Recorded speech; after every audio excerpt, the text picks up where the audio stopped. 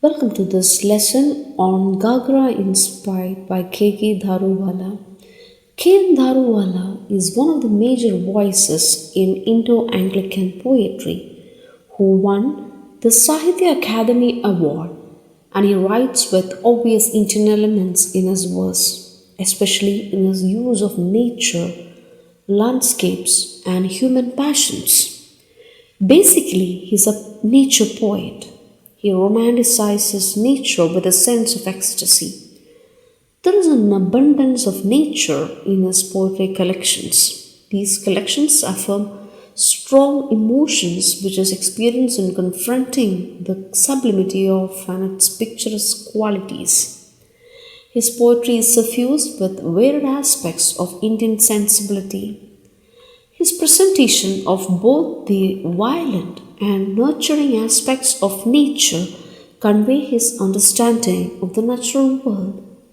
Like many British Romantic poets like Wordsworth, Keats, Shelley, and other Indian poets, Daruwalla also uses many symbols and images from nature, especially the natural architecture one finds in the river has a grandeur which humbles and ennobles him and stimulates him to write poems. The river for him means a different thing at different places, but generally it stands for a principle of change and continuity. Daruwalla's poems are also abundant with the use of rivers as symbols which emerge with different connotations. The poet treats inanimate natural objects like river with human feelings, thoughts and sensations to create empathy. The images used are suggestive of vicious and poisonous nature of violence. Stark realism is a main feature of much of his imagery. In Daruwalla's first collection entitled Under Orion, there is this very powerful river poem called Ghagra in Spate. The Ghagra in Spate is replete with very realization of images. All those images are grown in the intellectual soils of the poet. They are typically based on his observations. According to the poet, the river is an overstewed coffee, and at night she is like a red solemn wound across the spine of the land. And the moon appears red because she has had, compared to blood. When the flood water recedes, the Ghagra or Ganga turns actually bitchy. Houses bend down on their knees as if they are paying their farewell respects to the retreating waters. Drought comes.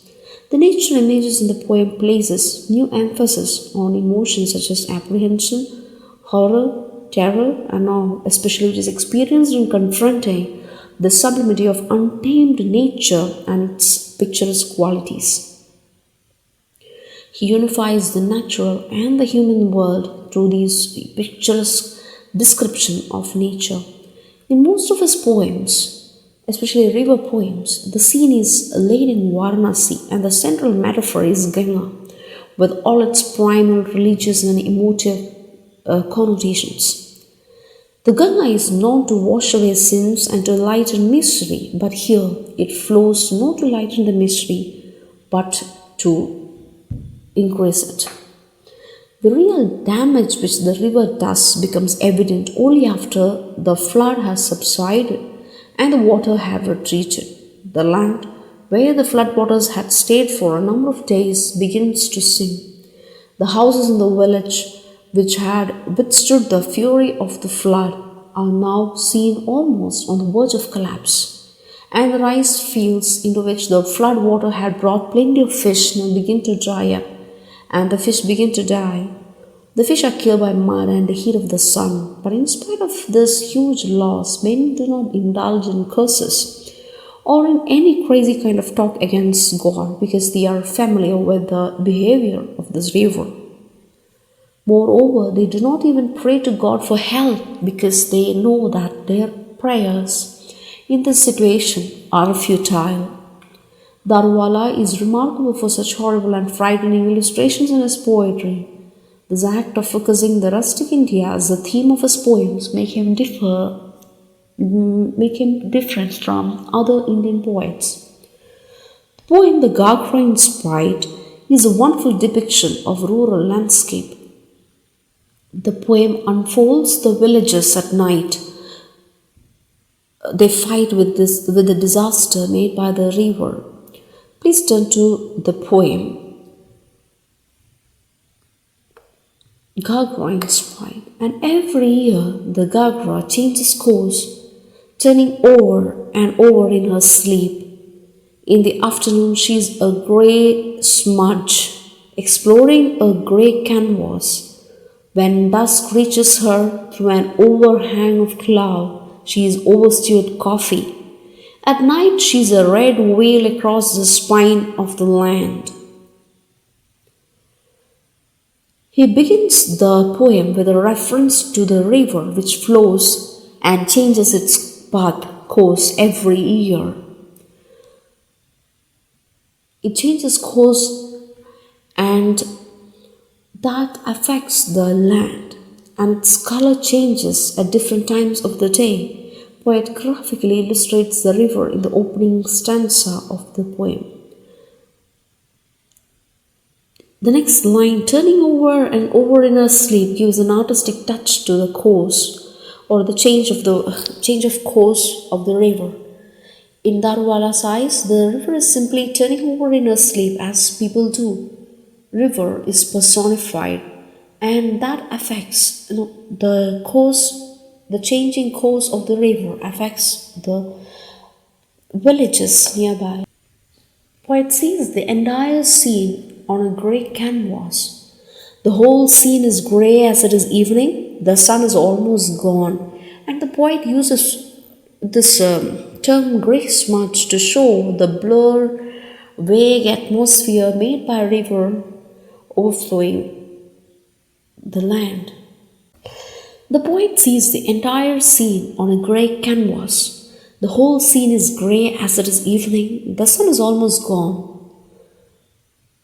The poet uses the term grey smudge to show the blurred, vague atmosphere of the river. Here, dusk means twilight, of course, the darker side, and the horrible atmosphere surrounded the river. That is the connotation. It's almost dark. Only a few reflections can be seen in the river water. The sunbeams from the horizon reach the river through the overhanging clouds. Poet feels the river as an overstewed coffee. It is used to symbolize and express the horror that one feels seeing this atmosphere and also the uselessness or futility because an overstewed coffee is not tasty. It becomes futile. Here, the picture of the river is like a coffee that is cooked or heated slowly in a pot, and we can see clouds overhangs above the river like smokes from the hot coffee, and the water keeps spilling like the coffee does when it is boiled. And wheel means a red solvent mark on flesh, and it connotes a bad omen. The red light reflected on the river is felt as a red whale which lies across the spine of the land. Spine is the most important organ, and if there is a blow, it affects the entire being. Likewise, if something changes, if there is some change in the river, it affects the entire land.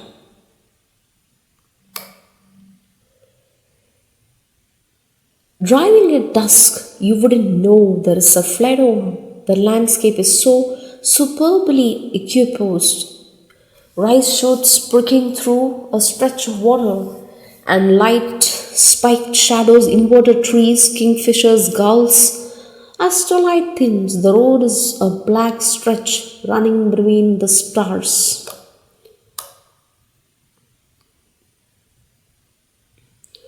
In the fourth stanza, Daruwalla suddenly jumps to a fury. The third a stanza tells about the moment at the very end of the astronomical twilight, just before total darkness. It's hard to know that there is a flood on because darkness has already spread. Thus, the river water and the landscape is very hard to distinguish. Poet uses the term equiposed rice shoot, means balanced. The river and the landscape is balanced to feel as a plain area. A stretch of water and light means a plain surface felt by the joining of water and light. And there are spiked shadows, inverted trees, kingfishers, and gulls. The trees are inverted because it's a reflection on the water. As the sunlight reflects from horizon, the shadows are seen to be with tapering ends or with spikes. And when the twilight fades, the river is like the sky where stars are scattered amidst the night sky.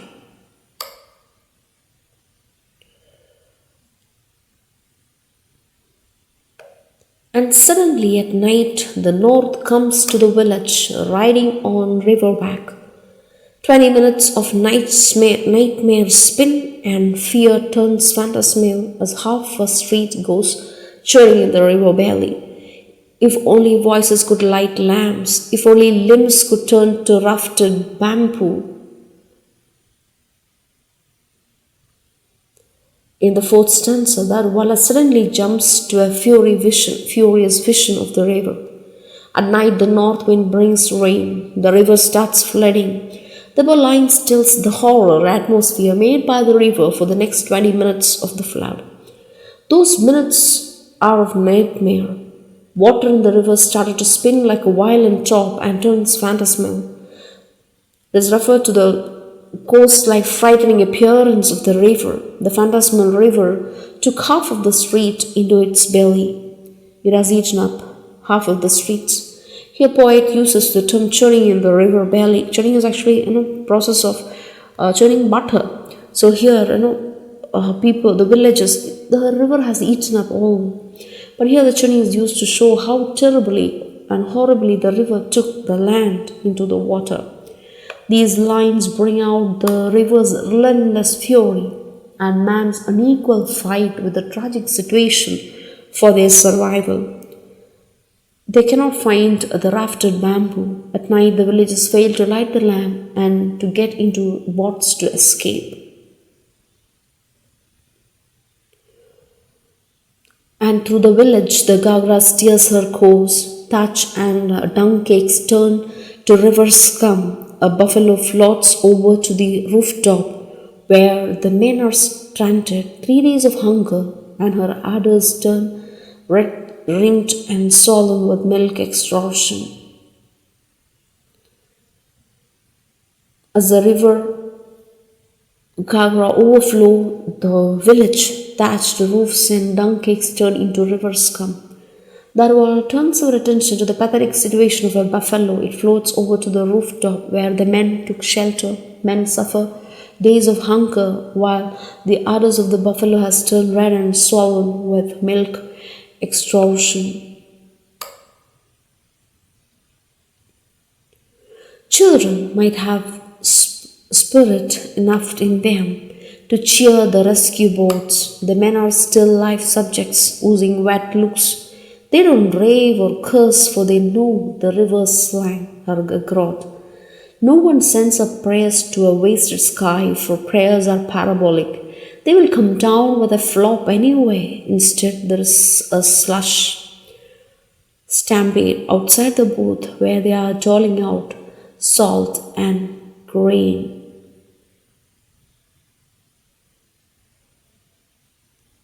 Talking about the children, they are innocent and tries to find joy during the ride on rescue boats, and they cheer up the rescue boats and the men.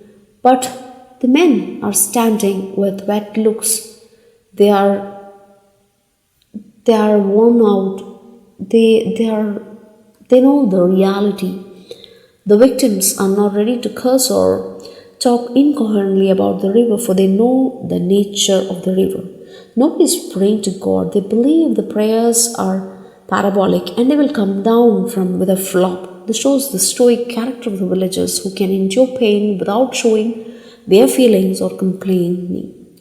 or complaining. There is a sudden stampede outside their booth, the temporary tents where they are occupying to collect grains and salt, where they are being distributed for the villagers who are starved for these days. 10 miles to her flank, peasants go fishing in rice fields, and women in chauffeur driven cars go looking for driftwood. But it's when she recedes that Ghagra turns bitchy, sucking with animal heat, cross eddies diving like frogmen and swaying away the waterfront in a paranoid frenzy. She flees from the scene of her own havoc, thrashing with pain. Behind her, the land sinks, houses sag onto their knees in a farewell obeisance, and miles to the flank, the paddy fields will hoard the fish till the mud enters into a conspiracy with the sun and strangles them. In the last stanza, the poet turns his attention towards some other people who are in the happy mood. They are 10 miles away from the flank, from the riverside, and it's time for celebration for those people. They never care about what tragedy happens to these fellow human beings near the riverside. The above lines clearly tells us of people in Murray, peasants, and then we find the peasants who go to the paddy fields for catching fishes which are caught in the field due to the flood. And then on the other side, we find some women coming in chauffeur driven cars to collect driftwood that came by wood to decorate their houses and rooms. Nature's orgy of destruction is not yet over. Ghagra turn, river turn bitchy, a circular eddies or movement of water causing small whirlpool dives deep, exploring the underneath of the river like a frogman, somebody who dives. And these lines show the power of the river again.